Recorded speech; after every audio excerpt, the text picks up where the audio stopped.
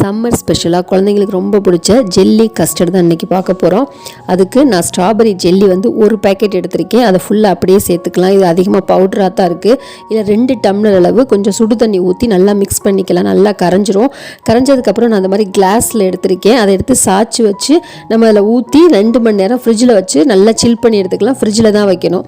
நான் வந்து ஒரு 1/2 லிட்டர் பால் எடுத்திருக்கேன். 2 ஸ்பூன் அளவு வெண்ணிலா கஸ்டர்ட் பவுடரும் 1 ஸ்பூன் அளவு சீனியும் நம்ம பால் வந்து சூடாகிறதுக்கு முன்னாடியே நல்லா அதில் ஊற்றி கட்டி இல்லாமல் கரைச்சி எடுத்துக்கணும்.